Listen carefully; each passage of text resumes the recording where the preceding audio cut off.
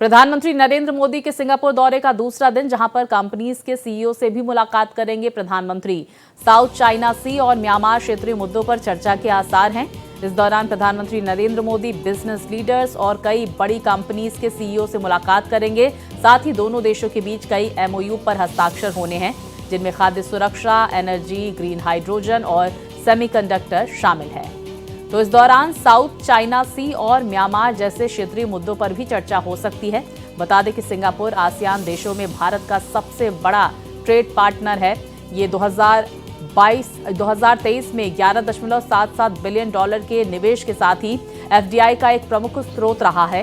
किसी भी गैर भारतीय शहर की तुलना में सिंगापुर में आईआईटी और आईआईएम के पूर्व छात्रों की संख्या सबसे अधिक है। तो आज कई कंपनीज के सीईओ से मुलाकात करने का भी प्रधानमंत्री का कार्यक्रम। प्रधानमंत्री के इस दौरे से जुड़ी हुई महत्वपूर्ण जानकारियों के साथ मेरे सहयोगी रमेश हमारे साथ जुड़ गए हैं। रमेश, देखिए, आज प्रधानमंत्री के दौरे का दूसरा दिन है। कई एमओयू साइन हुए हैं। कौन कौन से मुद्दों से संबंधित बातचीत भी हुई? जब हमने देखा राउंड टेबल डिस्कशन भी हुआ मंत्रियों के साथ, इसके बारे में विस्तार से जानकारी दें।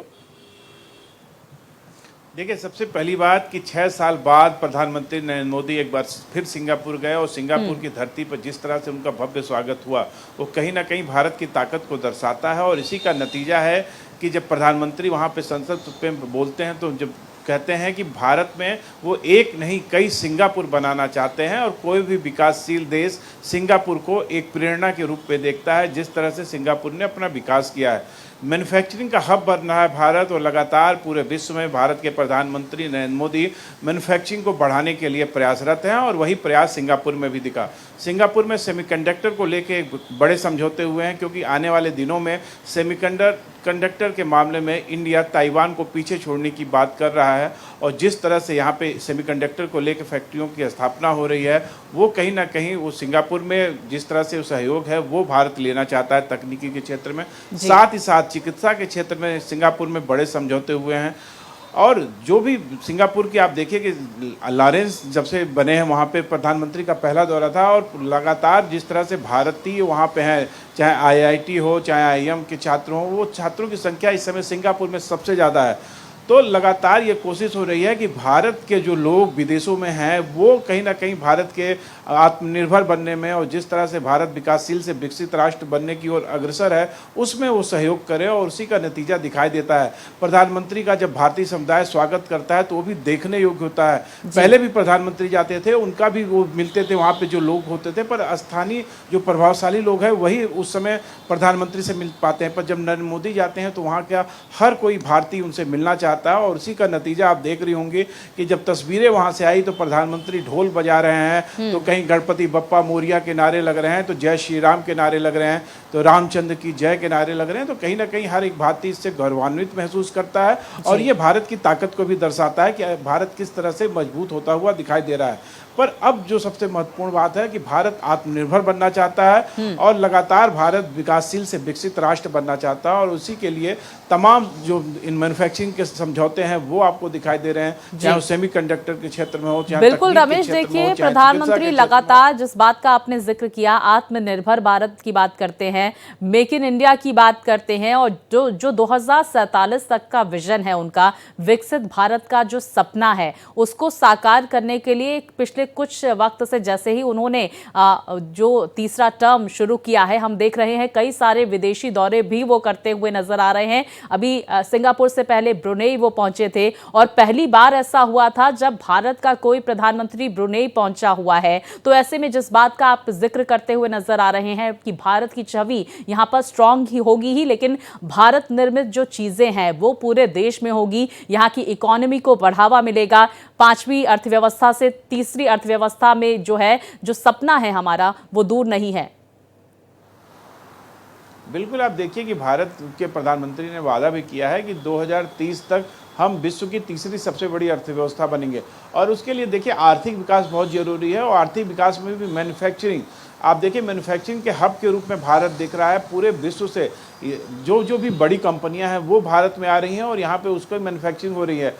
सैन्य क्षेत्र में भारत ने मैन्युफैक्चरिंग में बड़ा काम किया है और तमाम जो भारतीय कंपनियां हैं, चाहे हिंदुस्तान एरोनॉटिक्स हो, चाहे आप देखिए कि तमाम वो कंपनियां जो कि युद्ध के सामान बनाती हैं, उनको भारत तमाम समझौते कर रहा है पूरे विश्व में। तो कहीं ना कहीं भारत की कोशिश है कि वो उत्पादन अपने यहाँ करे और वो कम लागत लगा के, जिससे कि निर्यात करने पर वो चीज़ें सस्ती मिले लोगों अन्य देशों को, और जिससे कि वो अधिक से अधिक यहाँ भारत से माल ले सके। क्योंकि आप देखिए कि चाइना का मार्केट जैसे जैसे सिकुड़ता जा रहा है, भारत का वैसे वैसे मार्केट बढ़ता जा रहा है। और आने वाले दिनों में सेमीकंडक्टर एक सबसे महत्वपूर्ण तकनीक की डिवाइस है जो कि हर चीज़ में लगती है, चाहे वो टीवी हो, चाहे कैमरा हो, चाहे मोबाइल है। और उसकी कमी के नाते कई बार आप देखिए कि गाड़ियों की जो खपत है, जो गाड़ियां मैन्युफैक्चरिंग हो रही हैं, उसमें सेमीकंडक्टर की चिप नहीं मिल पाने के नाते उसके उत्पादन में देरी हो रही है। तो भारत के लिए सेमीकंडक्टर महत्वपूर्ण नहीं है, भारत विश्व में भी निर्यात करेगा उस चीज़ का, और उस तकनीक के निर्यात से भारत कहीं ना कहीं आर्थिक लाभ होगा, जिससे भारत का विकास और तेजी से होगा। बिल्कुल, देखिए टेक्नोलॉजी को आगे बढ़ाने के लिए लगातार हमने देखा प्रधानमंत्री तमाम भाषणों के जरिए इस बात का जिक्र भी करते हैं। हाल ही में लाल किले से हमने देखा 15 अगस्त के वक्त प्रधानमंत्री ने टेक्नोलॉजी का भी जिक्र किया था कि आप मेक इन इंडिया की बात जब करते हैं तो टेक्नोलॉजी पर भी आपको ज्यादा ध्यान देने की जरूरत है यहाँ पर। अच्छा रमेश, ये भी जानकारियां सामने निकल कर आ रही हैं कि कई बड़ी कंपनीज के सीईओ से भी मुलाकात करने का प्रधानमंत्री का कार्यक्रम है। आने वाले वक्त में इन कंपनीज के इन्वेस्टमेंट और बढ़ते हुए नजर आएंगे भारत में।